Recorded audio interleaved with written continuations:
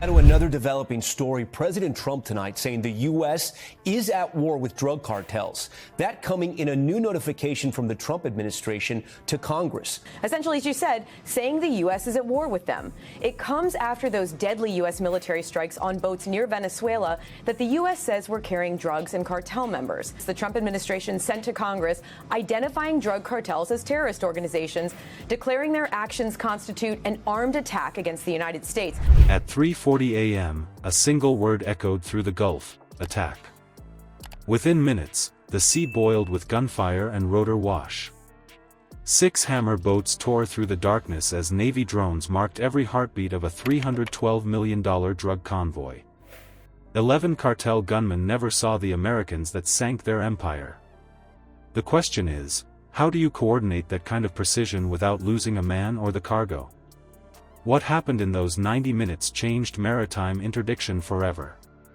President Trump acted legally to, quote, protect our country from those trying to bring deadly poisons to our shores. Meanwhile, Venezuelan leader Nicolas Maduro has ordered militias to get ready. Tonight, a White House spokesperson tells us, though key Democratic Senator Jack Reed saying there's no credible legal justification for the U.S. actions. Before we move on, I'd like to ask you a small favor. If you appreciate this content, please take a second to like this video and subscribe to the channel. Over 98% of you watch the videos without subscribing. It costs you nothing, but it makes a huge difference to us. So, did you click the subscribe button? Great! Thank you so much. Now, back to the video. One word transformed a quiet Gulf night into a coordinated assault: attack. What followed was a layered strike executed with military precision. Operation Cold Tide had been building for half a year, stitched together through fragments of signal intercepts, cargo manifests, and satellite passes. Each thread pointed toward one ship, the Merrill Fuego, a 103-foot freighter hiding inside the cartel's ghost fleet. Pete Hegseth sharing this social media post just moments ago saying, quote, earlier this morning on President Trump's orders, I directed a lethal kinetic strike on a narco-trafficking vessel. You can see what appears to be a vessel exploding in flames. You can also see the word unclassified at the top of this video. So U.S. forces were harmed in the operation conducted in the international waters just off the coast of Venezuela. Some video, apparently, of what just happened. Now, this is courtesy of Secretary of Defense Pete Hegseth. This is the video that he shared from his post. It wasn't just another smuggler on autopilot. It carried the keystone load, the one piece that kept Cartel Delos Ocean Corridor alive. 6 months of surveillance had traced its logistics back to Gulfport, Mississippi, to a cold storage facility that processed frozen shrimp by day and laundered billions in narcotics by night. Analysts flagged irregular refrigeration cycles that didn't fit seafood patterns, and from there the trail tightened. The Delo network moved under insulating layers of shell companies stretching from Panama to Singapore, masking cartel profits as global trade. Tracking that web required constant cooperation across 3 continents and half a dozen intelligence nodes. Any error, and the freighter would vanish into the gray zone of maritime traffic. Data analysts in Virginia synchronized their feeds with Coast Guard tracking stations, building what the Navy called a dynamic prediction chain. It guessed the freighter's next waypoint based on weather fronts, satellite pings, and refueling gaps. But every signal handoff risked exposure. One misaligned relay, one packet drop, and the cartel's counterintelligence teams would know they were being watched. President Trump is effectively declaring that trafficking of drugs into the U.S. amounts to armed conflict requiring the use of military force. Secretary of Defense Pete Hegseth just sharing this update. This comes as President Trump has declared drug cartels be unlawful combatants.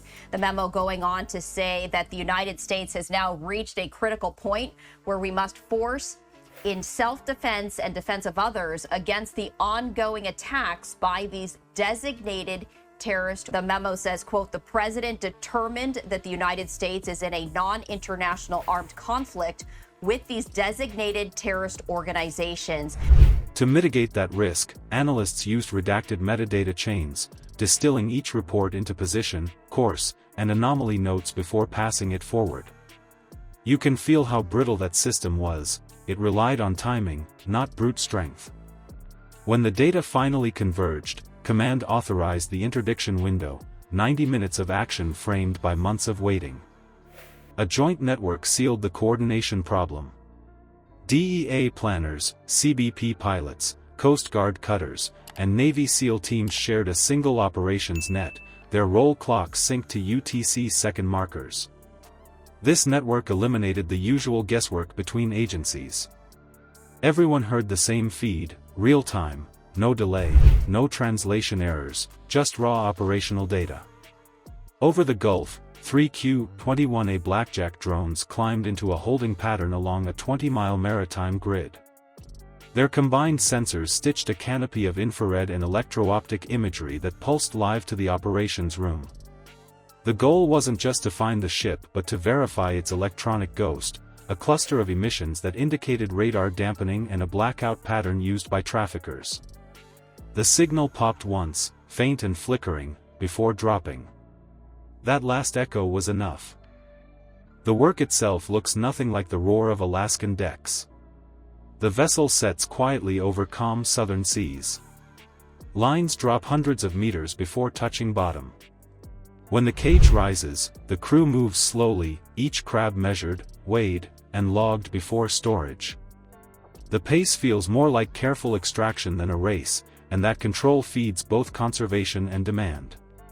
The limit isn't a byproduct of protection, it's a design that keeps the stock healthy and the price high. Even here, climate pressure builds. Shifting currents and warmer deep water press into their grounds, threatening to change how long they can stay viable. But the small scale gives regulators room to adjust harvest rules before decline takes hold. Scarcity, managed with patience, protects both the ocean and the income. In fisheries like this, success is measured less by what's pulled up and more by what's left for tomorrow. The real contest lies between abundance and resilience. Abundance can build wealth fast, but stewardship keeps it standing. Every fishery walks that edge between what's taken and what's left behind. Out on the water, the lesson is simple: pull too hard, and the balance breaks. The fight isn't crab against crab, it's humans learning how much the ocean can give before it changes for good. What lasts are systems built on restraint and understanding. When harvests serve the sea as much as the market, both endure. The next wave of ocean wealth won't be counted in tons, but in the strength of what remains beneath the tide.